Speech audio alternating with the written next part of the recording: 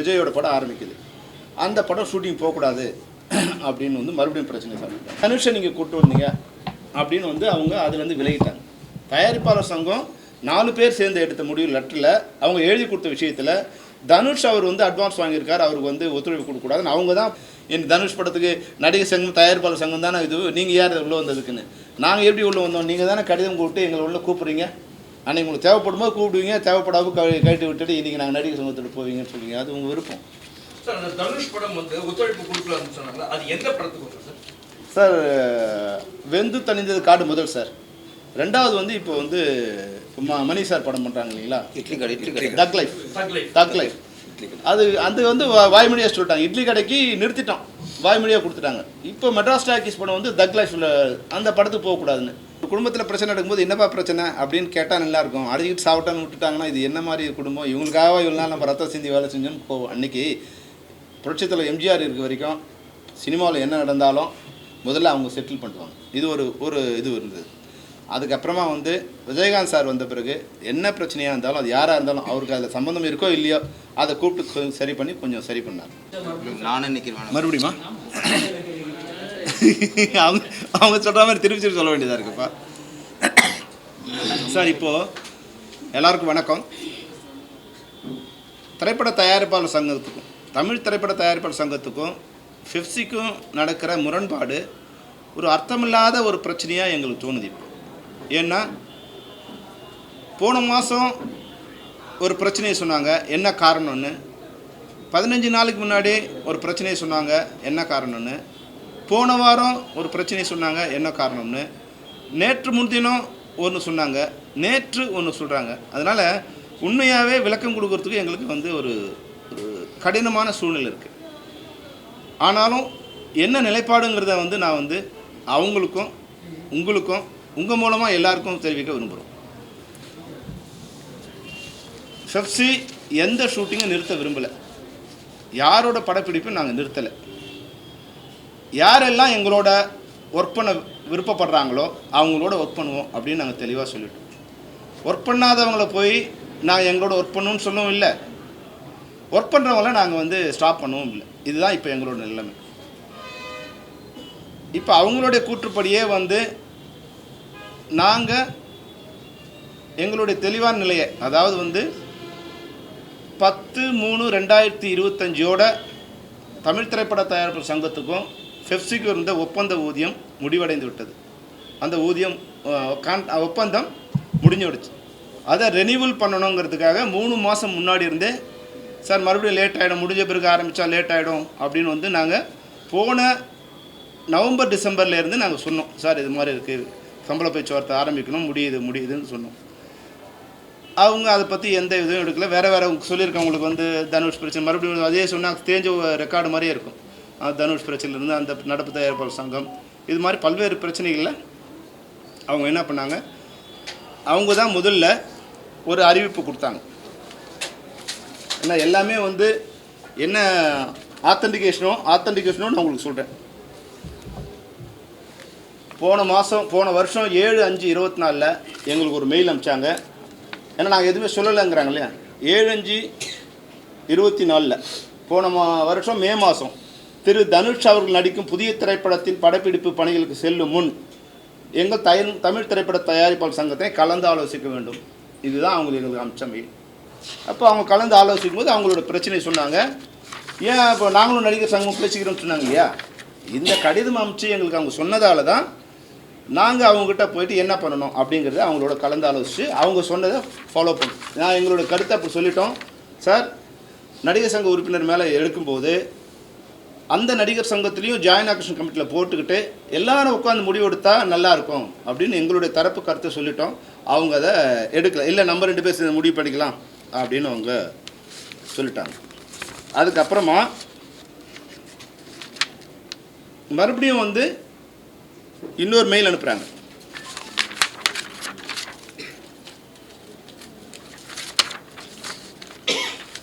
நடிகர் சிம்பு பிரச்சனையின் முடிவுக்கு வரல, இது குறித்து ஏற்கனவே எங்களை தயாரிப்பு சங்க செயற்குழு எடுத்த முடிவினை தங்களுக்கு இமெயில் மூலம் தெரிவித்துள்ளோம். மேலும் நடிகர் சிம்பு அவர்கள் நடிக்கும் எந்த திரைப்படத்திற்கும் தமிழ் திரைப்பட தயாரிப்பாளர் சங்கம் மற்றும் தென்னிந்திய திரைப்பட தொழிலாளர் சம்மேளனம் ஆகிய இரு அமைப்புகளும் சேர்ந்து என்ன முடிவு எடுத்துமோ அதையே தொடர வேண்டும் என்று கேட்டு நம்ம 2 பேரும் சேர்ந்து எடுக்கல முடியும். அவங்க சொன்ன முடிவு நான் அக்செப்ட் பண்ணிக்கிட்டோம். அப்புறம் 17/4/24 முதல் சிம்பு, ராஜ்கமல் மற்றும் மெட்ராஸ் டாக்கீஸ் படப்பிடி செல்வதாக அறிந்தோம். சிம்பு அவர்கள் நடிக்கும் படத்துக்கு ஒத்துழைப்பு வழங்க வேண்டாம். அவங்க தான் வந்து போன வருஷம் 18ஆம் தேதி ஏப்ரல் மாதம் கடிதம் கொடுத்துருக்காங்க.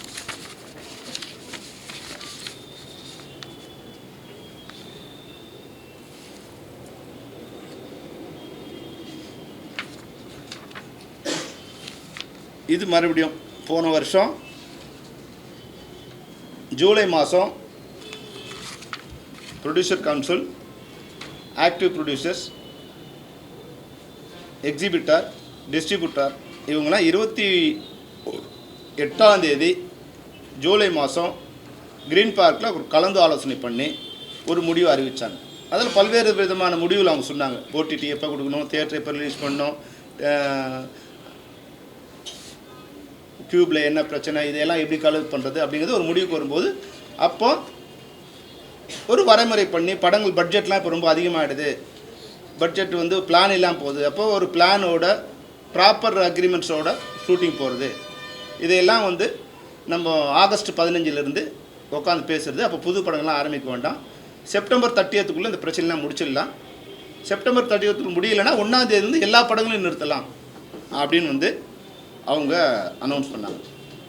இதுதான் இவங்க 4 பேரும் சேர்ந்து எடுத்த முடிவு. இதில் தயாரிப்பாளர் சங்கம் அவங்களோட லெட்டர் பேடில் ஒரு விஷயத்தை ஆட் பண்ணி அவங்க அனௌன்ஸ் பண்ணுறாங்க. அனௌன்ஸ் பண்ணும்போது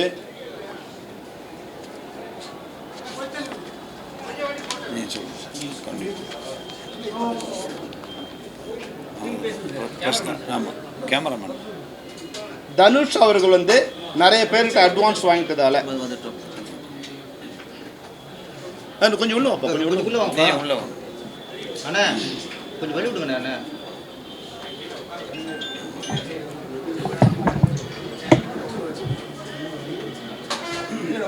போட்டிங்களா?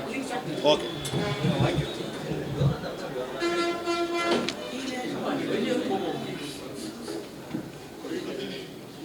இப்போ அவங்க எங்களுக்கு 29ஆம் தேதி ஜூலை மாதம் கடிதம் அனுப்புகிறாங்க. இது மாதிரி நாங்கள் எல்லாம் சேர்ந்து ஒரு முடிவு எடுத்தோம். உடனே கவுன்சில் நடப்பு தயாரிப்பாளர் சங்கத்தில் இருந்தோம், எக்ஸிபிட்டாரில் இருந்தோம், நம்ம பேசாத ஒரு விஷயத்தை இதில் ஏன் ஆட் பண்ணீங்க, நம்ம எந்த ஒரு நடிகரையும் இதில் வந்து கொண்டு வரல, நம்ம பொதுவானதான் சொல்லணும் தவிர இதில் ஏன் தனுஷை நீங்கள் கொண்டு வந்தீங்க அப்படின்னு வந்து அவங்க அதுலேருந்து விலகிட்டாங்க. தயாரிப்பாளர் சங்கம் 4 பேர் சேர்ந்து எடுத்த முடிவு லெட்டரில் அவங்க எழுதி கொடுத்த விஷயத்தில் தனுஷ் அவர் வந்து அட்வான்ஸ் வாங்கியிருக்கார், அவருக்கு வந்து ஒத்துழைப்பு கொடுக்கக்கூடாதுன்னு அவங்க தான் முதல்ல இந்த பிரச்சனையை ஆரம்பிக்கிறாங்க.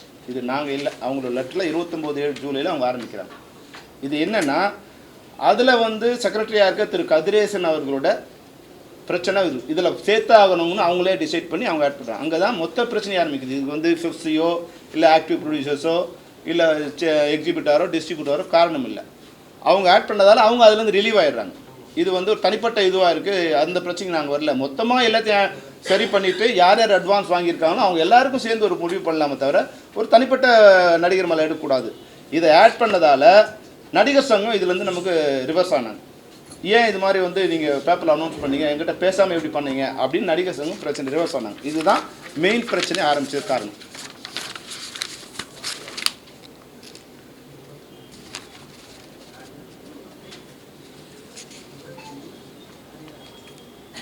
அப்புறம் இந்த பிரச்சனை வந்த பிறகு ஆகஸ்ட் 2ஆம் தேதி அவங்க எங்களை கூப்பிட்டு பேசுகிறாங்க. இது போல் வந்து நாங்களாம் ஒரு முடிவு எடுத்திருக்கோம். அப்போ நடிகர் சங்கமாக வராங்க. நடிகர் சங்கம் கேட்குறாங்க, எங்களை கேட்காம எப்படி நீங்கள் அதை முடிவு எடுத்தீங்க, நாங்கள் இதில் ஒரு பார்ட்டி இல்லையா, எங்கிட்ட கலந்து ஆலோசிக்கணும் இல்லையா. அப்போ நாங்கள் அவங்களும் இது பண்ணுறோம். ஓகே சார், எங்களுக்கு கூட சொல்லலை, இருந்தாலும் ஒரு நல்ல விஷயம் தானே, எல்லாத்தையும் சரி பண்ணி உண்மையாகவே ஒரு பட்ஜெட்லாம் சரி பண்ணி ஒரு ஷெட்யூல் சரி பண்ணி ஆர்டிஸ்ட்டு ப்ராப்பர் டாக்குமெண்ட் வாங்கி ப்ராப்பர் டேட் வாங்கி டெக்னீஷியன் டேட் வாங்கி கதையை ரெடி பண்ணி போகணுமா, 30% 40% செலவீனம் குறையும். இப்போ இதில் யாருக்கும் எந்த நஷ்டமும், யார் சம்பளத்தையும் குறைக்க வேண்டாம், ஒழுங்காக எல்லோரும் வந்து ப்ராப்பராக வந்து ஷெட்யூல் பண்ணாவே 30% குறையும். அப்போ யாருக்கும் நஷ்டம் இல்லாமல் படத்தை ரிலீஸ் பண்ண வசதியாக இருக்கும். அதனால் இது ஒரு நல்ல விஷயந்தான் சார், இது பெருசு பண்ண வேண்டாம், நாங்கள் நடிகர் சங்கத்தையும் அவங்க எல்லாருமே காம்ப்ரமைஸ் பண்ணி அன்றைக்கி அந்த பேச்சுவார்த்தையை தொடங்கணும். அப்போ தான் வந்து ஆகஸ்ட் 16லேருந்து புதுப்படம் ஆரம்பிக்கக்கூடாது, செப்டம்பர் 30 வரைக்கும் இதை முடிச்சிடணும், இல்லைனா 1ஆம் தேதியிலேருந்து அவங்க இது பண்ணிக்கலாம். அப்போது தனுஷ் படத்துக்கு போகக்கூடாதுன்னு அப்போ பிரச்சனையே ஆகஸ்ட் மாதம் 16ஆம் தேதிக்கு அப்புறம் புது படம் ஆரம்பிக்கக்கூடாது, தனுஷ் படம் இது ஆரம்பிக்கக்கூடாதுன்னு சொல்லி அப்போ தான் நிறுத்துகிறாங்க. அப்போ நாங்கள் என்ன பண்ணோம், 16ஆம் தேதிக்கு முன்னே அந்த படம் எங்கெங்கெல்லாம் ஷூட்டிங் நடந்தது, எத்தனை நாள் ஷூட்டிங் நடந்தது, அதனால் இது பழைய படம் இல்லை, இது புதிய படம் இல்லை, இது ஏற்கனவே நடந்த படம், அவங்க வந்து அனௌன்ஸ் பண்ணாமல் ஷூட்டிங் பண்ணாங்க அப்படிங்கிறத அவங்களுக்கு எக்ஸ்பிளைன் பண்ணும். இது எங்கள்கிட்ட இருந்த ரெக்கார்ட்ஸ், எங்கள் மெம்பர்ஸ் பேட்டா வாங்கின ஸ்லிப்பு, ஷூட்டிங் நடந்த இடம், இதையெல்லாம் கொண்டு கொடுத்தணும். இல்லை இதெல்லாம் அவங்களே மேனேஜ் பண்ணிட்டாங்க, நடத்தக்கூடாது. அப்போது அந்த படம் நடக்கக்கூடாதுங்கிறது தான் அவங்க வந்து குறியாக இருக்காங்க. தவிர எந்த சட்டத்திட்டத்துக்கும் இல்லாமல் பண்ணும்போது எங்களுக்கு வந்து ஒரு சின்ன வருத்தம் வந்து, சார் இது என்ன சார்னா, இல்லை சார் கதிரேசன் மேட்ரு இருக்குது, அது முடிச்சுக்கலான்னு. அதுக்கு முன்னாடி அவங்க டேட்டு கேட்டாங்களா, அதெல்லாம் எங்களுக்கு தெரியாது. எங்களை கூட்டு உட்காரும்போது ஷூட்டிங்கில் ஆன் டேட்டில் எல்லாம் வந்து எங்களுடைய வண்டி எல்லாம் தென்னையிலேருந்து தேனி வரைக்கும் ஏறக்குறைய வந்து அந்த 500 கிலோமீட்டர் தூரத்தில் வந்து ஒரு 50 வண்டி நிற்குது அங்கங்கே ரோட்டில், செங்கல்பட்டில், விழுப்புரத்தில், திண்டிவனத்தில், மதுரையில், இதுலேருந்து அந்த வண்டி அங்கங்கே நிற்குது. இப்போ ப்ரொடியூசர் கவுன்சில் மீறி போகிறதா இல்லை வந்து ரிட்டர்ன் ஆகுறதா அந்த கன்ஃபியூஷன்லேயே இருக்கும்போது நாங்கள் அந்த பேச்சுவார்த்தை அதை பற்றிலாம் ஏற்கனவே நிறைய தடவை சொல்லிட்டேன், அதை மறுபடியும் நாங்கள் ரிப்பீட் பண்ண விரும்பல. ஒரு கன்ஃபர்மேஷன் வந்து ஒரு 1 மந்த்துக்குள்ளே முடிச்சிக்கலாம், அதுக்குள்ளே நம்ம ஷூட்டிங் நடக்கட்டும்னு எல்லோரும் கன்வின்ஸ் பண்ணி அவங்கள அனுப்பிச்சிட்டோம். அப்புறம் நடிகர் சங்கம் சொன்னாங்க, அவங்க ஒரு கொஞ்சம் அமௌண்ட் வந்தாங்க, அப்புறம் நாங்கள் பேசுகிறோம், கொஞ்சம் சரி வந்து அது சரியாக வரல, அப்போ நாங்கள் வந்து அதுலேருந்து ரிலீவ் ஆகிட்டோம். இனிமேல் உங்களோட இது பார்த்துங்க.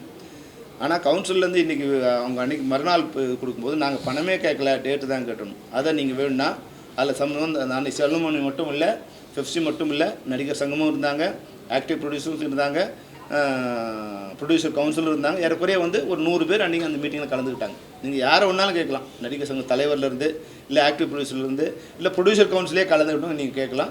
இதுதான் அன்றைக்கி பேசப்பட்ட விஷயம். நாங்கள் ஒரு 10 நாளுக்குள்ளே இதை நெகோஷியேட் பண்ணி இவ்வளோ தான் மேக்ஸிமம் எங்களால் பண்ண முடியும்னு சொல்லி, அதுக்கு மேலேன்னா எங்களால் பண்ண முடியாதுன்னு சொல்லி ரிலீவ் ஆகிட்டோம். நீங்கள் ஒரு உறுதி கொடுத்தீங்களே, நாங்கள் பண்ணலைன்னா இவ்வளோ எங்களால் பண்ண முடியும்னு சொல்லிட்டு நாங்கள் ரிலீவ் ஆகிட்டோம். அதுதான் அன்றைக்கி நடந்தது.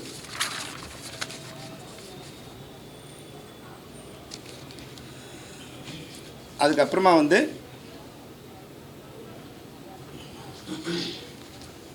மறுபடியும் இப்போ வந்து செப்டம்பர் முடிஞ்சிச்சு, அக்டோபரில் ஷூட்டிங் ஆரம்பிக்கணும். அக்டோபர் 4ஆம் தேதி வந்து விஜயோட படம் ஆரம்பிக்குது. அந்த படம் ஷூட்டிங் போகக்கூடாது அப்படின்னு வந்து மறுபடியும் பிரச்சனை சாப்பிட்டாங்க. நாங்கள் ஏற்கனவே உங்களுக்கு சொன்னோம், பல்வேறு எங்களோட வேண்டுகோளுக்கு இணங்க அவங்க ஷூட்டிங் வச்சுருக்காங்க. அது மட்டும் இல்லாமல் வந்து ஆகஸ்ட் 4ஆம் தேதியிலேருந்து பெப்சி ஸ்டுடியோவில் ஒர்க் நடக்குது அப்படிங்கிற டீட்டெயில் அவங்களுக்கு கொடுத்தோம். இதெல்லாம் கொடுத்து இந்த ஆகஸ்ட் 16 பேர் தான் நீங்கள் ஆரம்பிக்கக்கூடாது, ஆகஸ்ட் 4ஆம் தேதியிலேருந்து இந்த ஒர்க் நடந்துகிட்ருக்கு, ஏறக்குறைய 500 பேர் அங்கே ஒர்க் பண்ணிகிட்ருக்காங்க அப்படிங்கிற டீட்டெயிலு எல்லாம் அவங்க கொடுத்து பேங்க்கில் ட்ரான்ஸ்ஃபர் பண்ணது, அமௌண்ட் வந்து எப்போ அவங்க ட்ரான்ஸ்ஃபர் பண்ணாங்க, டெக்னீஷியன் எப்போ ட்ரான்ஸ்ஃபர் பண்ணாங்க, எல்லாத்தையும் கொடுத்து ரெக்வஸ்ட் பண்ணி எங்களுக்கும் அங்கே வந்து வேலை நடந்தால் நல்லது, இல்லாட்டி அவங்க வெளியே எங்கே போனாலும் எங்களோட மெம்பர்ஸுக்கு பாதிக்கப்படுவாங்க ரெக்வஸ்ட் பண்ணி அந்த ஷூட்டிங்கை நீங்கள் ஆரம்பித்தோம்.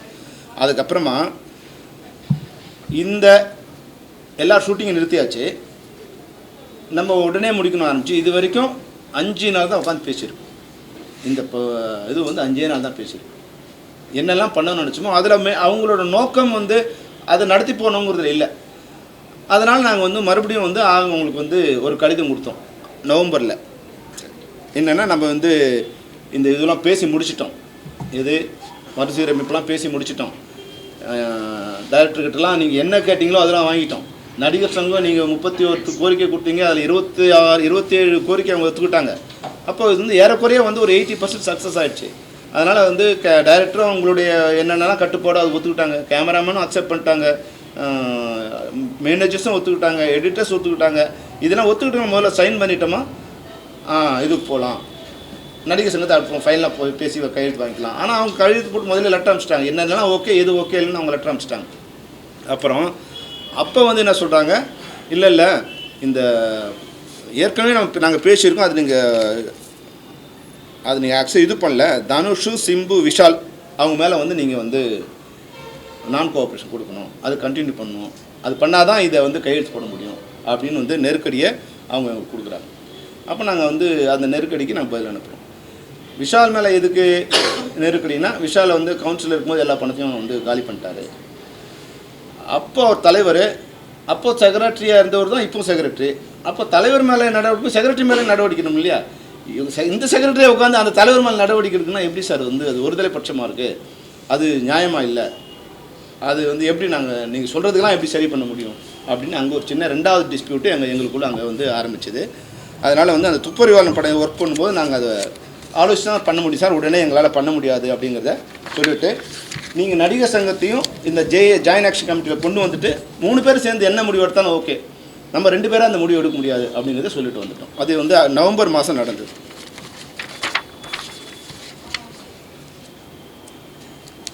இப்போது இது சொல்லி முடித்த உடனே அவங்க வந்து டிசம்பர் மாதம் ஒரு ஈசி போடுறாங்க. ஈசியில் அக்ரிமெண்ட் படி பெப்சி வந்து இது பண்ணல, அவங்க நடப்பு தயாரிப்பாளர்கள் ஒர்க் பண்ணக்கூடாது அப்படின்னு ஒரு தீர்மானம் போட்டு 1 to 1 கேன்சல் பண்ணுறோம் அப்படின்னு வந்து செய்தி கொடுக்குறாங்க. செய்தி கொடுத்துட்டு 7/12/2024 அறிக்கை கொடுக்குறாங்க பத்திரிகை. அவங்க லெட்டர் பையிலே கொடுக்குறாங்க. அதாவது வந்து 1 to 1 அக்ரிமெண்ட்டை நீங்கள் நடைமுறைப்படுத்தலை, அதனால் இவங்களோட வந்து என்ன மாதிரியான இது வைக்கலாம் அப்படின்னு வந்து ராதா பார்க்கிங்கில் 16/12 அன்றைக்கி அவசர பொதுக்குழு கூட்டம் வந்து ஏற்பாடு பண்ணுறாங்க. இந்த பொதுக்குழு கூட்டத்தில் தலைவரோ இல்லை மெஜாரிட்டி ஈசி மெம்பர்ஸோ யாரும் கலந்துக்கல. இவங்களாம் கலந்துக்கிட்டு பொறுப்பு. அதில் என்னென்னா பெப்சி கூட ஒர்க் பண்ணக்கூடாது அப்படிங்கிற திட்டத்தை தான் கொண்டு வராங்க. ஆனால் அதை வந்து அவங்களால அதை தலைவர் இல்லாததால் எக்ஸிக்யூட் பண்ண முடியல. காரணமும் சொல்லணும். 1 to 1 அக்ரிமெண்ட் அப்படிங்கிறது வந்து முதல்ல ஃபிலிம் சேம்பரோட தான் பெப்சி கையெழுத்து போட்டுருந்தாங்க 40 வருஷத்துக்கு முன்னாடி. அப்புறம் வந்து தமிழ் ப்ரொடியூசர் கவுன்சில் வந்த பிறகு ப்ரொடியூசர்ஸ் கவுன்சிலோட அவங்க சைன் பண்ண ஆரம்பித்தாங்க. அதே சேம் அக்ரிமெண்ட்டு தான் இப்போ இருக்கிற பெப்சியும் சைன் பண்ணியிருக்கோம். அப்போது 1 to 1 அக்ரிமெண்ட் இருந்தாலும் எல்லா ப்ரொடியூசர்ஸோடு ஒர்க் பண்ணிட்டு இருந்தாங்க. சேம்பர் ப்ரொடியூசர்ஸ் ஒர்க் பண்ணாங்க, ப்ரொடியூசர் கவுன்சிலோட ஒர்க் பண்ணாங்க, கில்டோட ஒர்க் பண்ணாங்க, எல்லா அமைப்போடு தான் ஒர்க் பண்ணாங்க. அந்த 1 to 1 அக்ரிமெண்ட் அந்த ஒரு அண்டர்ஸ்டாண்டிங் இருந்தாங்க. இப்போவும் இந்த அக்ரிமெண்ட் சைன் பண்ண பிறகு கூட 3 வருஷமாக எல்லாரோட தான் வந்து நாங்கள் ஒர்க் பண்ணிகிட்ருக்கோம். யாரெல்லாம் same producer council, chamber, guild, நடப்பு தயாரிப்பாளர் அவங்களாம் ஒர்க் பண்ணியிருக்கோம். அதனால் எங்களுக்கு இது கஷ்டம் அப்படின்னு சொல்லிட்டு அவங்க ஒரு மீட்டிங் போட்டு எங்களுக்கு லெட்டர் அனுப்பிச்சாங்க. இது மாதிரி உங்களோட 1 to 1 கேன்சல் பண்ண போகிறோம் அப்படின்னு வந்து அவங்க எங்களுக்கு தகவல் தெரிவித்தாங்க. நாங்கள் வந்து அவங்களுக்கு ஒரு பதில் அனுப்பிச்சோம். அது ஒரு பெரிய பதில். அவங்க என்னெல்லாம் பண்ணாங்க, இப்போ நான் உங்களுக்கு சொன்னதெல்லாம் அது வந்து அவங்களுக்கு வந்து சொல்லிவிட்டு,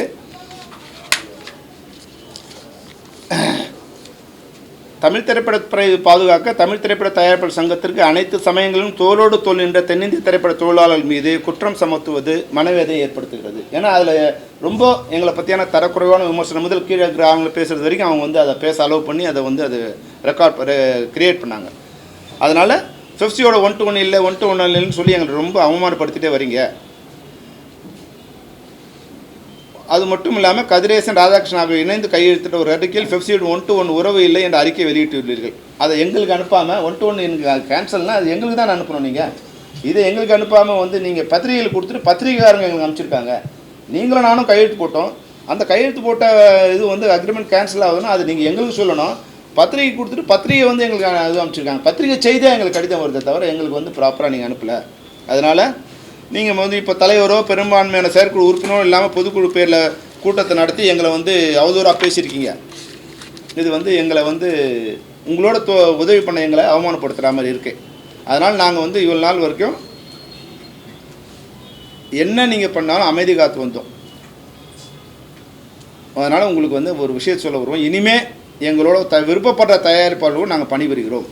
எங்களை தொடர்ந்து அவமானப்படுத்துவதை எங்களால் ஏற்றுக்கொள்ள இயலாது என்று வருத்தத்தில் இதுதான் நாங்கள் அனுப்பிச்ச கடிதம்.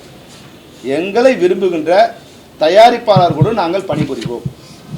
எங்களை தொடர்ந்து அவமானப்படுத்த எங்களால் ஏற்றுக்கொள்ள இயலாது.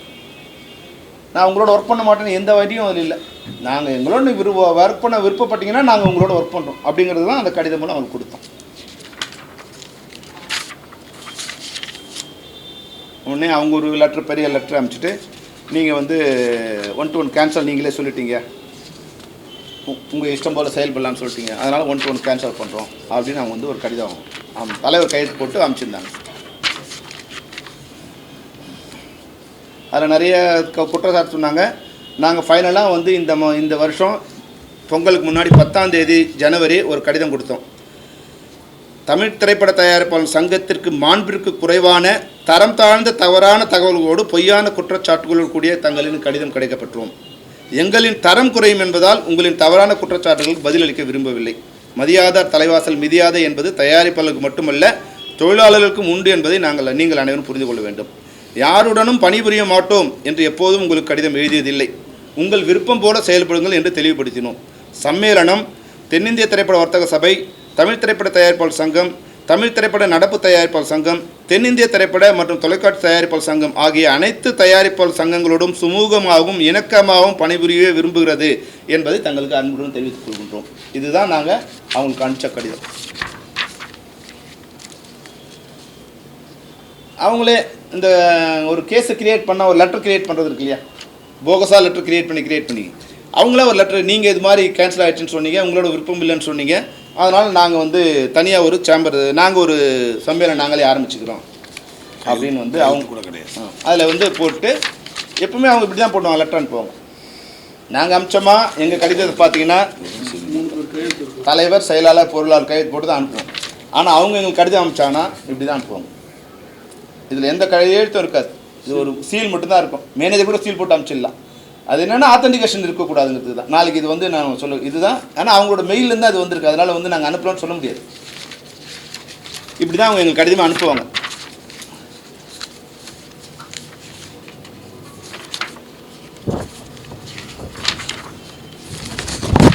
அப்போ புதுசாக என்னென்னா இப்போ வந்து நாங்கள் வேறு ஒரு இதில் சைன் பண்ணோம், அக்ரிமெண்ட் சைன் பண்ணணும். மார்ச் மாதம் 30 10ஆம் தேதி அக்ரிமெண்ட் முடியுது. மறுபடியும் அக்ரிமெண்ட் போடணுன்னு அவங்க வந்து பல முறை சொன்னோம். அப்புறம் 27ஆம் தேதி பிப்ரவரி மாதம் அவங்களுக்கு ஒரு கடிதம் அனுப்பிச்சோம். இது போல் வந்து ஆல்ரெடி முடிஞ்சிடுச்சு, நம்ம ஏற்கனவே மறுசீரமைப்பு விதிகள்லாம் வந்து பேசி ஃபைனலைஸ் பண்ணிட்டோம். இதில் வந்து தொழிலாளருக்கு மட்டும் இல்லை தயாரிப்பாளர்களுக்கும் இதில் நன்மை இருக்குது. அதனால் இதை வந்து நம்ம அனைத்து சேர்ந்து கையெழுத்து போடணும். இப்போ நீங்கள் விரும்புகிற மாதிரி உங்கள் தலைமையிலேயே கையெழுத்து போடலாம், இல்லை நீங்களும் ஆக்டிவ் ப்ரொடியூசர் ஜாயின் பண்ணி போடலாம், இல்லை தனித்தனியாக போட்டுக்கலாம். உங்கள் விருப்பம், எப்படி நீங்கள் சொல்லிங்களோ அப்படி பண்ணலாம். அப்படிங்கிறதுக்கு நாங்கள் வந்து பிப்ரவரி 27ஆம் தேதி அவங்க கடிதம் அமைச்சிருக்கோம். கடைசி வரியை மட்டும் அவங்களுக்கு படிச்சிடுறேன்.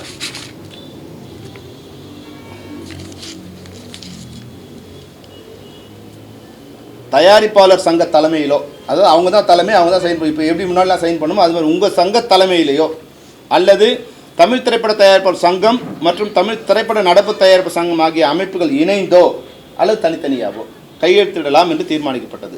எனவே சிறு சிறு கருத்து வேறுபாடுகளை மனதில் கொள்ளாமல் தமிழ் திரைப்படத்துறையின் வளர்ச்சிக்காக மறுசீரமைப்பு ஒப்பந்தத்தில் கையெழுத்திட்டு சுமூகமாக அனைவரும் இணைந்து பயணிக்க வேண்டும் என சம்மேளனத்தின் சார்பில் கேட்டுக்கொள்கிறோம். இதுக்கு மேலே நம்ம என்ன சொன்னோம், நீங்களே சைன் பண்ணுங்கள், அவங்களோட போய் சைன் பண்ணு நாங்கள் சொல்லலை. இதுக்கு வந்து எந்த பதிலும் அவங்க போடல. மறுபடியும் 2 வீக்ஸ் கழிச்சு இன்னொரு கடிதம் அனுப்புகிறோம். ஏற்கனவே 27/2/2025 தேதி கடிதத்தில் நாம் விவாதித்து ஏற்றுக்கொண்ட மறுசீரமைப்பு விதிகளை ஒப்பந்தத்தில் கையெழுத்து உடனே நடைமுறைப்படுத்த வேண்டும் என கடிதம் எழுதியிருந்தோம்.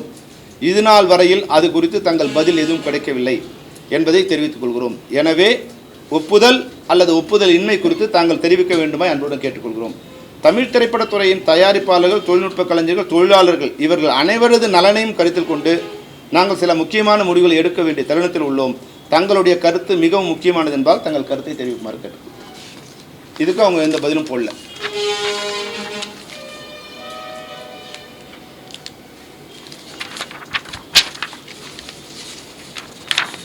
மறுபடியும் எங்களுடைய கருத்து, எங்களுடைய இதில் இதெல்லாம் ஏன் நடக்குது எப்படிலாம் போய் கடைசியாக வந்து அவங்களுக்கு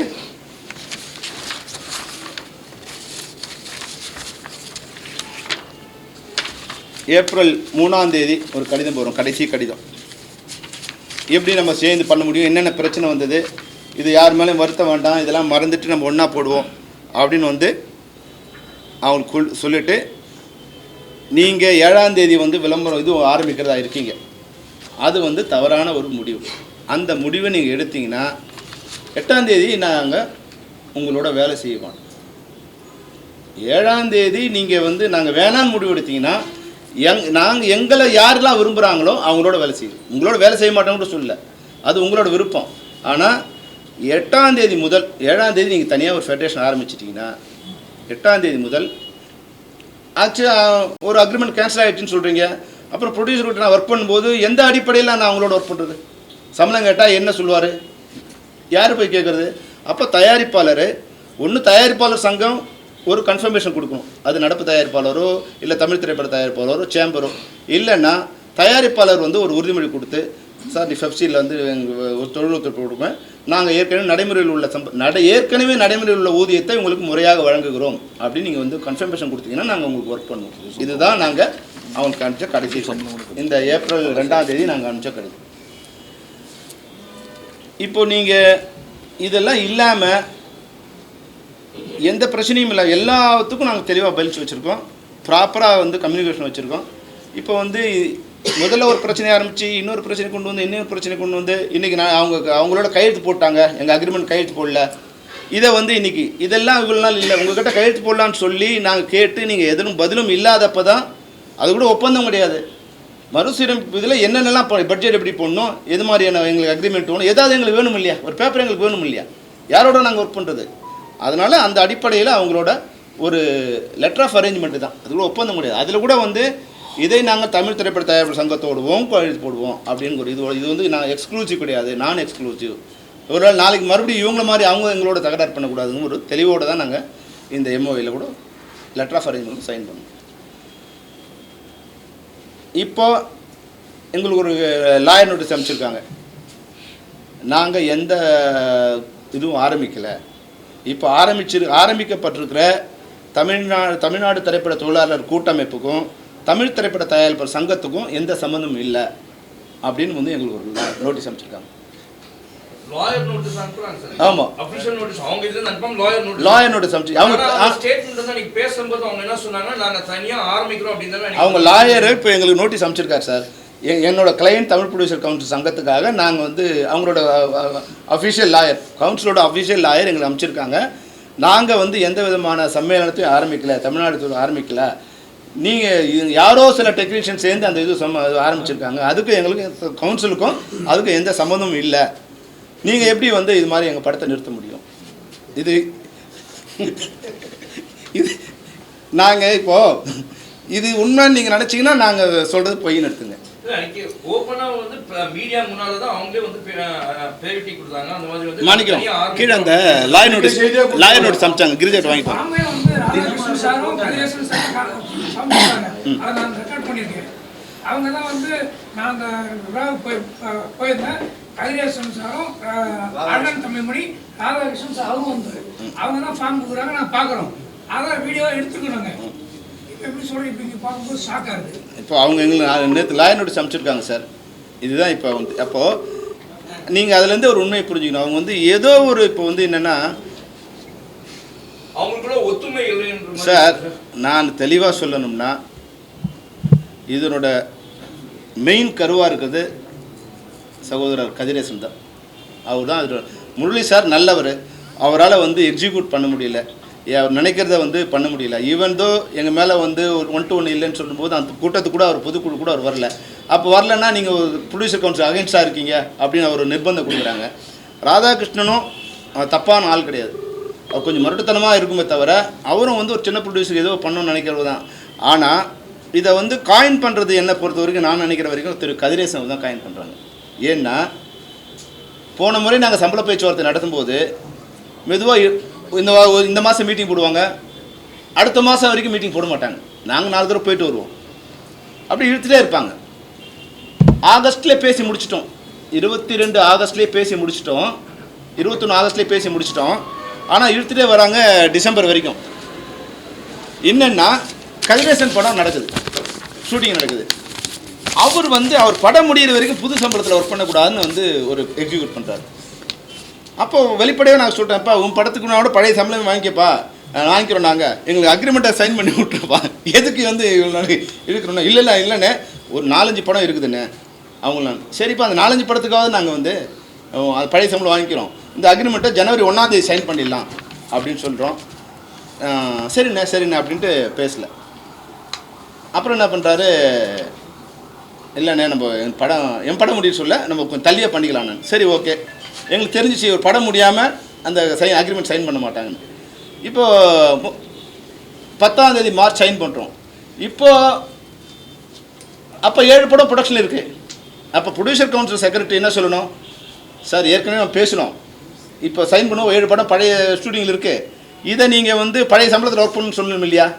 இப்போ அந்த கோரிக்கையே இல்லை, அப்போ சைன் பண்ணிட்டாங்க. ஏன்னா அவர் படம் முடிஞ்சிடுச்சு, அப்போ அந்த இதுவும் இல்லை. இப்போதெல்லாம் நாங்கள் யோசித்து பார்க்கும்போது ஓஹோ இவ்வளோ இதுவாக செல்ஃபிஷாகவும் இவ்வளோ பிளான்டாகவும் இவங்க ஒர்க் பண்ணுவாங்களாங்கிறதே எனக்கு வந்து ரொம்ப ஆச்சரியமாக இருக்குது. இவ்வளோலாம் கூட பிளான் பண்ண முடியுமா அப்படின்னு ஆச்சரியமாக இருக்குது. அவர் வந்து அது அவங்கங்கிற மாதிரி கொண்டு வந்துட்டார். இப்போ அவங்களுக்கே தெரியாது. இப்போ நாங்கள் வந்து அனலைஸ் பண்ணும்போது தான் இப்போ கூட ஏன் தெரியுதுன்னா, இப்போ வந்து இந்த தமிழ்நாடு தொழிலாளர் சம்மேளனம் ஆரம்பிக்கிறோன்னு அவர் சொன்னது வந்து போன அக்டோபரில் அனௌன்ஸ் பண்ணாங்க. ஆனால் இது வரைக்கும் நடக்கவே இல்லை. இப்போ கரெக்டாக இப்போ வந்து முடிச்சிருக்காங்க. எப்படின்னா போன மாதம் அவரோட ஷூட்டிங் முடிஞ்சிடுச்சு. இப்போ ஒருவேளை அவர் ஷூட்டிங் முடியாமல் இருந்திருந்தால் அவருக்கு ஒரு பிரச்சனை வந்திருக்கும். இன்றைக்கி அனௌன்ஸ் பண்ணும்போது அவரோட பேரை போடல, அதில் கமலக்கண்ணன் ஒருத்தர் போட்டு விட்டார். அவர் பாவம் ரொம்ப நல்ல மனுஷன், உண்மையாக நல்ல மனுஷன் தான் அவர். அவரை பொருளாளர் போட்டுட்டு அவர் படம் இப்போ கொடைக்கானல் ஷூட்டிங் நடந்துட்டுருக்கு. இப்போ நாங்கள் அவர் கேட்குறோம், சார் நீங்கள் எங்களுக்கு எதிராக இருக்கிற இதில் வந்து இருக்கிறீங்க, இப்போ எப்படி சார் நாங்கள் உங்களோட ஒர்க் பண்ணுறது? ஐயோ தெரியாது சார், எனக்கு சொன்னாங்க நான் பண்ணிவிட்டேன், தயவுசெய்து ஒர்க் பண்ணுங்கள். ஸோ நீங்கள் தான் நீங்களே பொருளாளர், நீங்கள் ஒரு அமைப்பை ஆரம்பிச்சிட்டிங்க, அவங்களே வச்சு ஒர்க் பண்ணுங்கள். இப்போ நாங்கள் வந்து உங்களுக்கு படம் பண்ண வேணான்னு சொல்லலை. இப்போ எங்களுக்கு நீங்கள் வேணான்னு சொல்கிறீங்க, வேணான்னு இப்போ விளம்பரம் கொடுக்குறீங்க, ஆனால் வேணும்னு இது பண்ணுறீங்களா? என்ன எப்படி அது முரண்பாடாக நாங்கள் பண்ண முடியும்? அப்போ நாங்கள் ஒரு தெளிவாக சொல்லிட்டோம், தயாரிப்பாளர் எங்களுக்கு வேணுங்க. ஏன்னா எங்ககிட்ட எந்த விதமான அக்ரிமெண்ட்டும் இல்லை, தயாரிப்பாளர் சங்கத்தோடும் இல்லை, ஆக்டிவ் ப்ரொடியூசரும் இல்லை. எங்களுக்கு யாரெல்லாம் வேணுமோ எங்ககிட்ட வந்து லெட்டர் கொடுங்க, நாங்கள் ஒர்க் பண்ணுறோம். இப்போ அது வரைக்கும் அப்போ அந்த மாதிரி கொடுத்தது. இப்போ ப்ரெசண்ட்டாக நடக்கிற படம் வந்து சார் 47 படம் ஷூட்டிங் நடக்குது சார். இப்போ அதில் வந்து ஆக்டிவ் ப்ரொடியூசர் கவுன்சிலேருந்து மொத்தம் 31 படம் அவங்க தரப்பில் நடக்குது. அதுக்கு உண்டான கடிதங்களை அவங்க வந்து எனக்கு கொடுத்துட்டாங்க. 47 அவங்க கொடுத்துட்டாங்க. இதில் வந்து இப்போ லைக்கா ப்ரொடக்ஷன், சன் பிக்சர்ஸ் 2 படம் நடக்குது, ஜெயிலர், கூலி இவங்க நடக்குது. இவங்க வந்து 2த்துலேயும் மெம்பராக இருக்காங்க. அப்போ 2 பேருக்கும் பொதுவாக அவங்க தனியாக லெட்டர் கொடுத்துட்டாங்க, எந்த இதுவும் இல்லாமல் அவங்க தனியாக லெட்டர் கொடுத்துட்டாங்க. அது ஒரு ஆமாம், லைக்கா ப்ரொடக்ஷன்ஸும் சன் பிக்சர்ஸும் டைரெக்டாக அவங்க எந்த அமைப்புன்னு இல்லாமல் கொடுத்துட்டாங்க. நாங்கள் ப்ரொடியூசர் கவுன்சிலாக இதுவாக இல்லாமல் நாங்கள் எங்கள் படம் நடக்குது, நீங்கள் எங்களுக்கு வந்து ஒத்துழைப்பு கொடுங்க, நாங்கள் சம்பளத்தை கொடுத்துறோம் அப்படின்னு கொடுத்துட்டாங்க. இவங்க ப்ரொடியூசர் கவுன்சில் 15 பேர் வந்து நாங்கள் ப்ரொடியூசர் கவுன்சில் மெம்பராக இருக்கோம், உங்கள் சம்பளத்தை நாங்கள் கொடுத்துட்றோம், உங்கள் இதுக்கு வந்து எங்களுக்கு நீங்கள் ஒத்துழைப்பு கொடுக்கணும், 15 பேர் கொடுத்துருக்கோம். இப்போ எல்லா ஷூட்டிங் எந்த ஷூட்டிங் நடக்கலை, எல்லா ஷூட்டிங் நடந்துட்டு எங்களுக்கு வேணும்னு நீங்கள் சொன்னீங்கன்னா நாங்கள் உங்களுக்கு ஒர்க் பண்ணுறோம், வேணும்னா நீங்கள் ஒர்க் பண்ணிங்க, அதுதான் விருப்பம். தவிர இப்போ வந்து எங்களுக்கு லாயர் நோட்டீஸில் எங்களுக்கு வந்து நீங்கள் படத்தை நிறுத்திட்டீங்க, அது இதெல்லாம் ஏதோ லீகல் எவ்வளோ பொய்யோ அந்த பொய்யும் கொடுத்துருக்காங்க.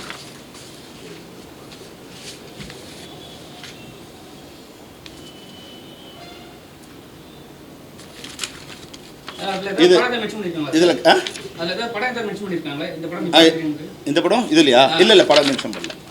இது கிருஷ்ணா ரவீந்திரன் தான் கவுன்சிலோட லாயருங்க, அவர் அமைச்சிருக்காரு.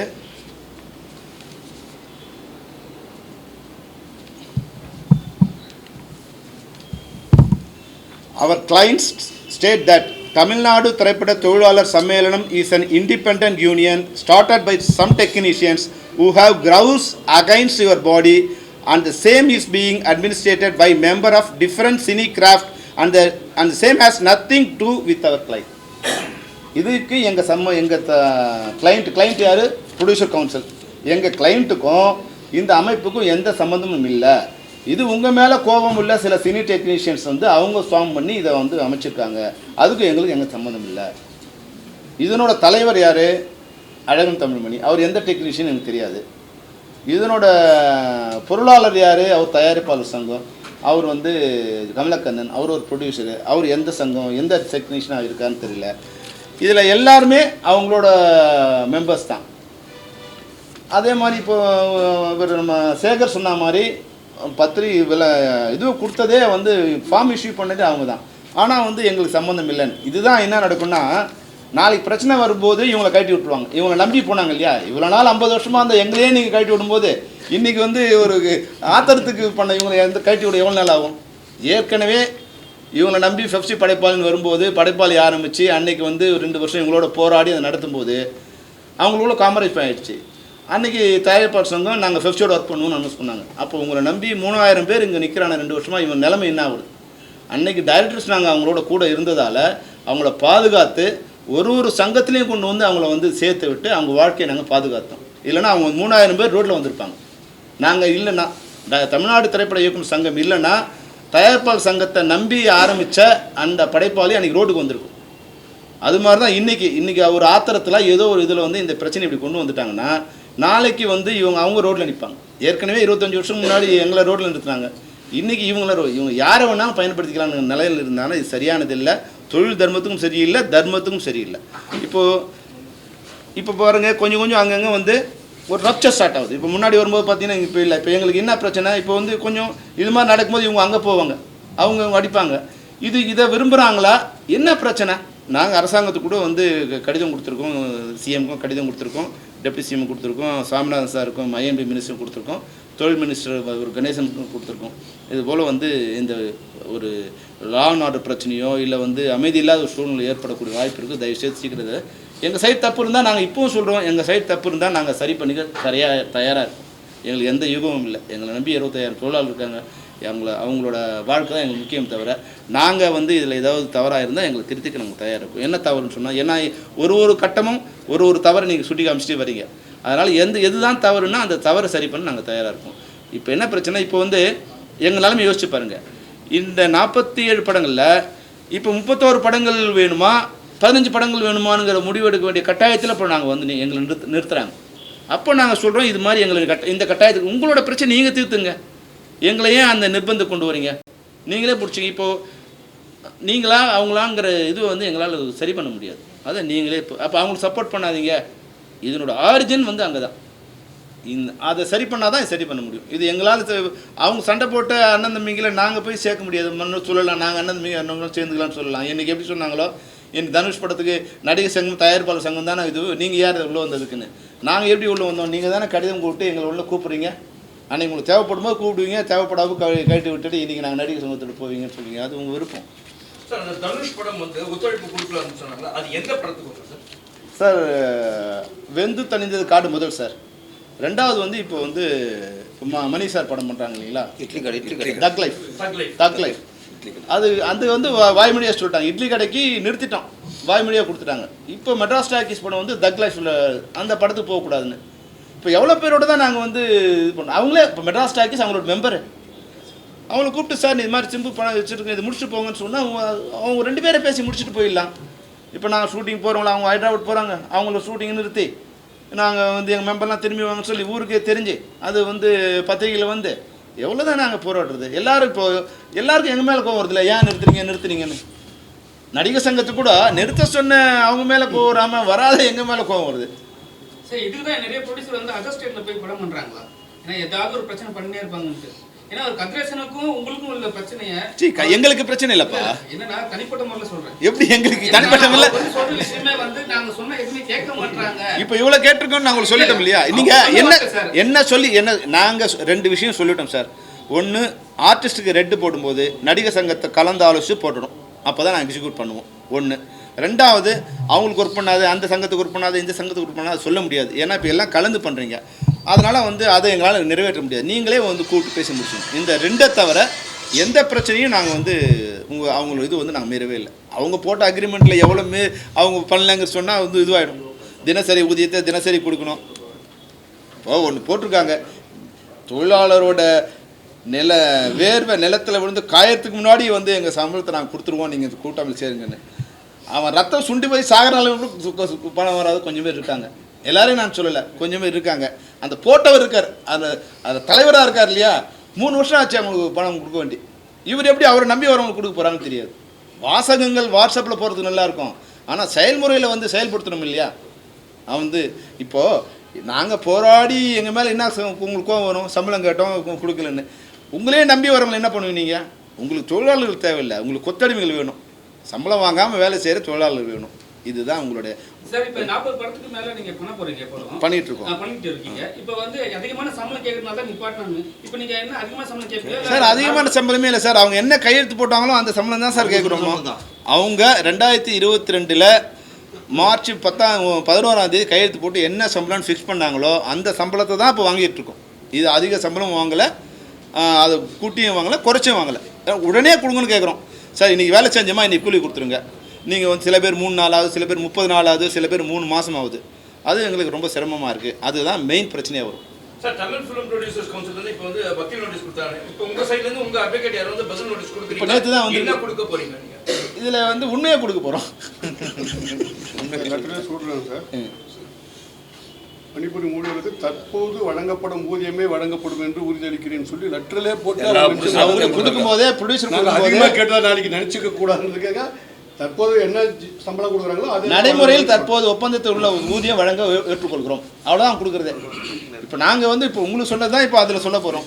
அப்படி நீங்கள் ஆரம்பிக்கலாம், ரொம்ப சந்தோஷம், ஒரு அனௌன்ஸ் பண்ணிவிடுங்க எங்களுக்கு சம்மந்தம் இல்லைன்னு. அப்போ எங்களோட அப்போ என்ன பிரச்சனை? ஏன் இப்போ நீங்கள் உங்களுக்கு ப்ரெஸ் மீட் கொடுத்தோம் யார் சார்? அப்போ நான் என்ன தான் சொல்கிறது? நான் என்ன சொன்னேன்னு கேட்பார்ல அவர் வந்து பாஷாவில் உண்மையை சொன்னாரு. சப்போர்ட் இருக்கா சார்? இவ்வளவு பிரச்சனை போயிட்டு இருக்கு, எந்த முன்னணி ஹீரோவாரு என்னப்பா பிரச்சனை பண்றீங்க, என்ன ஆச்சு? அதுதான் இப்போ தமிழ் சினிமாவோட சம்மந்தப்பட்டவங்க வருத்தப்படக்கூடாது. ஒரு குடும்பத்தில் பிரச்சனை நடக்கும்போது என்னப்பா பிரச்சனை அப்படின்னு கேட்டால் நல்லாயிருக்கும். அடிக்கிட்டு சாப்பிட்டான்னு விட்டுட்டாங்கன்னா இது என்ன மாதிரி குடும்பம், இவங்களுக்காக இவ்வளோ நாள் நம்ம ரத்தம் சிந்தி வேலை செஞ்சோன்னு போவோம். அன்றைக்கி புரட்சித்தில் எம்ஜிஆர் இருக்க வரைக்கும் சினிமாவில் என்ன நடந்தாலும் முதல்ல அவங்க செட்டில் பண்ணுவாங்க. இது ஒரு இது இருந்தது. அதுக்கப்புறமா வந்து விஜயகாந்த் சார் வந்த பிறகு என்ன பிரச்சனையாக இருந்தாலும் அது யாராக இருந்தாலும் அவருக்கு அதில் சம்மந்தம் இருக்கோ இல்லையோ அதை கூப்பிட்டு சரி பண்ணி கொஞ்சம் சரி பண்ணார். அதுக்கப்புறமா வந்து இவர் வந்த பிறகு கூட யார் கலைக்கிறோம் சரத்குமார் சார் வந்த பிறகு கூட அது கொஞ்சம் இருந்தது. அதுக்கும் அரசு தரப்பில் வந்து எங்களுக்கு எப்பவுமே வந்து எங்கள் பிரச்சனை இருந்தால் அது உடனே வந்து அது கூப்பிட்டு பெரிய பிரச்சனை வரும்போது கூட வந்து நேரடியாக மினிஸ்டர் அனுப்பிச்சிட்டார் கலைஞர். அப்போ அனுப்பிச்சு என்ன அவங்க பிரச்சனை, பொன்முடியெலாம் நேராக எங்கள் ஆஃபீஸ்க்கு வந்துட்டாங்க, என்ன பிரச்சனை வாங்க 2 பேரும் உட்காந்து பேசுவோம் அப்படின்னு உட்காந்து 2 பேரை வர வச்சு பேசினாங்க. இது வேணா இப்போ அது பிரச்சனையாக ஒன்றும் வரல, ஏதோ சின்னதாக அவங்க இருக்காங்க. இந்த முறை வந்து ஏன் அரசு கிட்ட அந்த மாதிரியான இல்லை அது இப்போது அன்னைக்கு வரும்போது வந்து இல்லை உங்களுக்கு ஏதாவது கான்ட்ரவர்ஷியல் வேணும்னு கேட்கக்கூடாது. இல்லை இப்போ என்னென்னா சார் அன்னைக்கு வந்து இருந்த பெப்சி வேறு சார், அன்னைனா அடித்து உடச்சிடுவாங்க. இன்றைக்கி நாங்கள் வந்து அமைதிப்படுத்தி வச்சுருவோம். அன்றைக்கி இருந்த இது வந்து என்னென்னா அவங்க எதை பற்றியும் கவலைப்பட மாட்டாங்க. இப்போ நாங்கள் அவங்களை எல்லோரும் ஜனநாயகப்படுத்தி அந்த வன்முறையெல்லாம் இருக்கக்கூடாது அப்படிங்கிறத நான் வந்து அவங்களை எல்லோரும் வந்து ஒரு அமைதிப்படுத்திட்டு இப்போ தான் வந்து அதை ஒரு இப்போ பாருங்கள் முந்தானத்து வரைக்கும் ஆள் இல்லை, இப்போ அடுத்த லெவல் வந்துருக்கு. இப்போ ஷூட்டிங் 2-3 ஷூட்டிங்கில் போய் தள்ளு நடந்திருக்கு, அது வந்திருக்கு. இப்போ வெளியே இப்போ வீடியோ அனுப்புகிறாங்க. இப்போ இது மாதிரி வருது, நம்ம அவங்க கூட்டு அட்வைஸ் பண்ணுறோம், இது மாதிரி எதுவும் நம்ம சைடு வரக்கூடாது, கொஞ்ச நாள் மிஸ்டேக் ஆனாலும் பரவாயில்ல, நம்ம சைடு வரக்கூடாது. அப்போ நம்ம கண்ட்ரோல் பண்ணுறோம். இதை ரப்சர் பண்ணி பெரிய விஷயம் ஆக்கிறது வந்து இது இல்லை, அவங்க நெருக்கடி கொடுக்குறது. ஆனால் வந்து இப்போ அவங்க இவரும் பேசினார் வந்து டெப்டி சிஎம் பிஏ பேசினாங்க, இது வந்து மினிஸ்டர்கிட்ட சொல்லியிருக்கோம், கூப்பிட்டு பேசுவாங்க அப்படின்னு சொல்லியிருக்காங்க. அதனால் அவங்களுக்கு போகிற அளவுக்கு இது ஏதோ இவங்களுக்குள்ளே நடந்துகிட்டே இருக்குல்ல. இது வந்து இது புதுசாக இல்லை. அன்றைக்கி பெப்சி படைப்பாளிங்கிறது வந்து ஒரு பெரிய அடித்தடி தகராறாக வந்தது. இது வந்து வழக்கமாக ஒரு 6 மாதத்துக்கு ஒரு அறிக்கை போரா இருக்கு, அது மாதிரி இது ஒரு அக்கப்போர் நினச்சிக்கிட்டாங்க. இது ஒரு அறிக்கை விட்டுட்டு இப்போ வந்து இல்லை அப்படின்னு சொல்றது வந்து இது ஒரு மிரட்டலாக இருக்குமா பெப்சிக்கு அப்படின்றது தான்.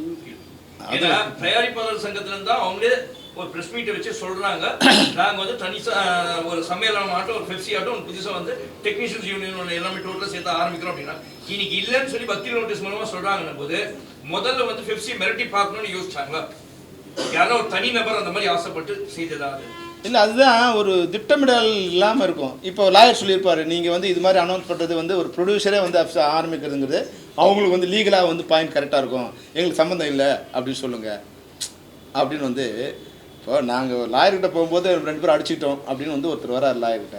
லாயர் சொல்கிறாரு, என்னை 7 இன்ச்சு நீளமுள்ள கத்தியால் உன்னை கொண்டு விடுவேன் என்று கூறிக்கொண்டே வந்தார் அப்படின்னு அவன் சொல்கிற கிளைண்ட் சொல்கிறான். சார் அது மாதிரி சொல்லலையே, யோ உன் கேஸ் நிற்கணும்னா இப்படி தான் லாயர். அப்போ இவங்க லாயர் அட்வைஸ் பண்ணுவாங்க, நீங்கள் பண்ணதெல்லாம் தப்புங்க, அது மாதிரி பண்ணால் கேஸ் நிற்காது, இது மாதிரி பண்ணாதான். அப்போ அவர் எது சரியோ அதை எழுதுகிறாங்க இல்லையா. அப்போ அவங்க நடைமுறையில் அவங்களுக்கே வந்து அந்த நடைமுறை தவறு இருக்குங்கிறது அவங்களோட சைட்டில் அவங்களுக்கே தெரியுது. இப்போது நான் குற்றம் சொல்ல விரும்பலை. இப்போவும் வந்து என்னென்னா நாங்கள் ஏறக்குறைய 25 வருஷமாக வந்து தமிழ் திரைப்பட தயாரிப்பாளர் சங்கத்தோடு எனக்கு நெருங்கிய உறவு இருக்குது. ராம் முரளி சார் வந்து எனக்கு வந்து ரொம்ப ரொம்ப ரொம்ப இணக்கமாக நாங்கள் அவருக்காக பல விஷயங்கள் நாங்கள் அட்ஜஸ்ட் பண்ணி பண்ணுவோம். ராதாகிருஷ்ணன் அதுக்கு முன்னாடியிருந்தே தெரியும், அவர் உண்மையாகவே வந்து ஒரு பெரிய இதுவும் இல்லை, தப்பான ஆள் இல்லை, கொஞ்சம் பண்ணணும் வந்து சின்ன ப்ரொடியூசர் ஏதாவது ஏதாவது பண்ணணும்னு நினைக்கிறாரு.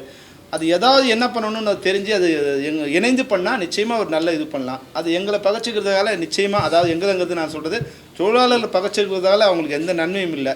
அவங்களோட சேர்ந்து பயணித்து அவங்களுக்கு வந்து 6 கோடி கீழே இருக்கிற படங்களுக்கு வந்து நாங்கள் பல்வேறு விதமான நன்மைகள் அவங்க சலுகை கொடுத்துருவோம். ஸ்மால் பட்ஜெட் இது இருக்குது. இந்தியாவில் அது இல்லை, இந்தியாவில் அந்த திட்டம் இல்லை. அப்போது அதை சரி பண்ணி கொடுக்கணும்னு நாங்கள் எவ்வளோ கஷ்டப்பட்டுருக்கணும். எங்களோட மெம்பர்ஸை வந்து இதெல்லாம் பண்ணலாம். சண்டேயில் ஒர்க் பண்ணால் கூட நம்ம வந்து வெளியே போனால் டபுள் பேட்டை வாங்கிட்டு நம்ம சிங்கிள் பேட்டை வாங்கிக்கலாம். இதெல்லாம் சொல்லி நம்ம சின்ன ப்ரொடியூசர் பாவம் பண்ண முடியாது. இதையெல்லாம் சொல்லி அவங்க கன்வின்ஸ் பண்ணுறோம் இல்லையா? அது எவ்வளோ கஷ்டமான வேலை. புதுசாக வாங்கி கொடுக்காம இருந்தால் பரவாயில்ல, இருக்கிறத குறைக்கிறான்னு சொன்னால் என்ன எப்படி பார்ப்பாங்க. ஆனாலும் இந்த படம்லாம் நல்லா இருக்கணும் அப்படின்னு வந்து அவங்களுக்கு கன்வின்ஸ் பண்ணுறோம். சின்ன நீங்கள் இவ்வளோ வருத்தப்பட்டீங்க, நிறைய ஆக்டர்ஸ் எனக்கு ஹெல்ப்பே பண்ண மாட்டாங்கன்ட்டு. இங்கே ரஜினி கமல் உச்சபட்ச நடிகர்லாம் இருக்காங்க. அட்லீஸ்ட் நீங்கள் இன்ஃபார்ம் பண்ணி உங்கள் சங்கத்தோட போய் அவர்கிட்ட கேட்டிங்கன்னா, அவங்ககிட்ட போய் கேட்டிங்கன்னா ஏதாவது ஒரு நல்லது நடக்கும்ல. நீங்கள் அப்ரோச் பண்ணாமல் அவங்க விட்டு வர மாட்டாங்க. இதை அப்ரோச் பண்ணிங்களா அவங்க சைடில் ஏதாவது? இப்போ இல்லை சார், என்னன்னா இப்போ கேட்டதான், இப்போ ஹெல்ப் கேட்டால் தான் நம்ம ஹெல்ப் பண்ணுவாங்க. அது கரெக்டு, நீங்கள் சொல்கிறது கரெக்டு. நம்ம முதல்ல வந்து அரசுக்கு கடிதம் கொடுத்துருக்கோம். நீங்கள் சொல்கிற மாதிரி கூட பேசலாம். இப்போ வந்து நமக்கு எதுக்கு அவங்க நினைக்கலாம். இப்போது முன்ன மாதிரி வந்து இது ஒரு குடும்பமாக இருந்த இது இல்லை, ஒரு அலுஃபா எல்லாமே கார்ப்பரேட் ஆகிட்டாங்க. அதனால் வந்து அந்த அவங்களுக்கு சரியாக வருமா, அவங்க நம்மளை இதை கன்சல்ட் பண்ணுவாங்க, 2 பேரோட சண்டை நம்ம என்ன பண்ணுறது அப்படின்னு நினைப்பாங்களா அப்படின்லாம் எங்களால் இது பண்ண முடியல. அப்போது அவங்களுக்கு ஒரு நிர்பந்தத்தையோ இல்லை ஒரு எம்ப்ராஸ்மெண்ட்டையோ கொடுக்க விருப்பம் இல்லை எங்களுக்கு. அவங்களே வந்து என்ன பிரச்சனை, அவங்க பிரச்சனை கேட்டாங்க. நாங்கள் எல்லாருக்கும், அவங்களும் எல்லாருக்கும் தெரிஞ்சவங்க தான், நாங்களும் அவங்களுக்கு தெரிஞ்சவங்க தான். என்னம்மா அவங்க பிரச்சனை ஏன் அப்படின்னு கூப்பிட்டு அவங்களா பேசலாம். இப்போ நம்ம போய் பேசும்போது அவங்க வந்து அவங்களுக்கு ஒரு எம்ப்ராஸ்மெண்ட் கொடுத்து நம்ம சொல்லி அதை அவங்களால பண்ண முடியலன்னா ஒரு எம்ப்ராஸ்மெண்ட் இருக்கும். அது நாங்கள் அது வேண்டாம்னு நினைக்கிறோம்.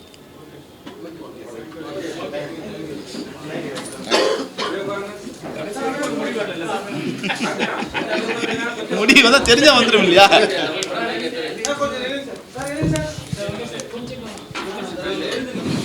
சார் பேசணுமா சார்? தென்னிந்திய திரைப்பட தொழிலாளர் சம்மேளனம் FEFCI எந்த தயாரிப்பாளருக்கும் வேலை செய்ய மாட்டேன் என்று அறிவிக்கவில்லை. ஏற்கனவே உள்ள நடைமுறையில் ஒப்பந்தம் முடிந்துவிட்டபடியால் தயாரிப்பாளர் சங்கத்தை ஒப்பந்தத்தை ரெனிவல் செய்ய வேண்டும், புதுப்பிக்க வேண்டும் என்று நாங்கள் கேட்டபோது அவர்கள் எந்த பதிலும் இல்லாததால் இப்போது எங்களுக்கு எந்த விதமான ஹோல்டும் இல்லாத ஒரு காலகட்டத்தில் அவர்களும் தொழிலாளர் கூட்டமைப்பு என்று தொடங்குவோம் என்று அறிவித்த பிறகு நாங்கள் எங்களோடு விருப்பப்படுகின்ற தயாரிப்பாளர்களுக்கு ஏற்கனவே நடைமுறையில் உள்ள ஒப்பந்தத்தை வழங்குகிறோம், எங்களுக்கு தொழில் ஒத்துழைப்பு கொடுங்கள் என்று எந்தெந்த தயாரிப்பாளர் எங்களுக்கு கடிதம் வழங்கினார்களோ அவர்கள் அனைவருக்கும் நாங்கள் வேலை செய்கிறோம். ஏறக்குறைய 47 திரைப்படங்கள் இப்போ நடந்து கொண்டிருக்கிறது. 47 திரைப்பட தயாரிப்பாளர்களுக்கும் எங்களுக்கு கடிதம் வழங்கியிருக்கிறார்கள். ஒரு சங்கங்கிறது எப்படி இருக்கணும்னா தங்களோட உறுப்பினரை பாதுகாக்க தான் இருக்கும். இப்போ 47 உறுப்பினர்களுக்கும் நாங்கள் எங்களோட ஒர்க் பண்ணணும்னு வந்து ஒரு விருப்பம் இருக்குது. ஆனால் நீங்கள் நிர்வாகத்தில் இருந்தவங்க அவங்களுக்கு வந்து ஒரு எம்ப்ராஸ்மெண்ட்டை கொடுக்குறீங்க. அது வந்து தனிப்பட்ட முறையில் கடிதம் கொடுக்க வேண்டிய சிச்சுவேஷன் அவங்க தான் சொல்லணும். நீங்கள் தப்புப்பா, நாங்கள் உங்களோட ஒர்க் பண்ண மாட்டோம் அவங்க சொல்லலாம் இல்லையா?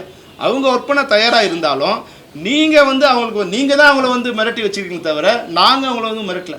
நீங்கள் ஒர்க் பண்ணக்கூடாதுன்னு யார் சொல்ல போகிறீங்க? நீங்கள் தயாரிப்பாளர் சங்கத்துக்கு தான் சொல்ல போகிறீங்க. நாங்கள் ஒர்க் பண்ணக்கூடாது யாருக்கும் சொல்லலை. நாங்கள் எல்லாரோட ஒர்க் பண்ண தயாராக இருக்கோம். யாரெல்லாம் வந்து எங்களுக்கு வந்து அந்த ஒரு உறுதிமொழி கொடுக்குறீங்களோ, நாளைக்கு நாங்கள் போய் யார்கிட்டையும் சம்பளம் கேட்கும்போது அந்த அக்ரிமெண்ட்லாம் எதுவும் இல்லை அப்படின்னு சொல்லிட்டா நாங்கள் வந்து யாரையும் போய் நிற்க முடியாது. முன்னாடியாவது பிரச்சனைன்னா ஒரு தயாரிப்பாளர் சங்கத்துக்கு போய் நிற்கலாம், அதில் வந்து நடப்பு தயாரிப்பு சங்கத்தை நிற்கலாம். இப்போ எந்த விதமான அக்ரிமெண்ட்டும் இல்லாமல் நீங்கள் யாரோ நான் யாரோன்னு சொன்ன பிறகு நாங்கள் யார்கிட்ட ஒர்க் பண்ணுறோமோ அவங்க எங்களுக்கு வந்து ஒரு கடிதம் கொடுக்கணும்.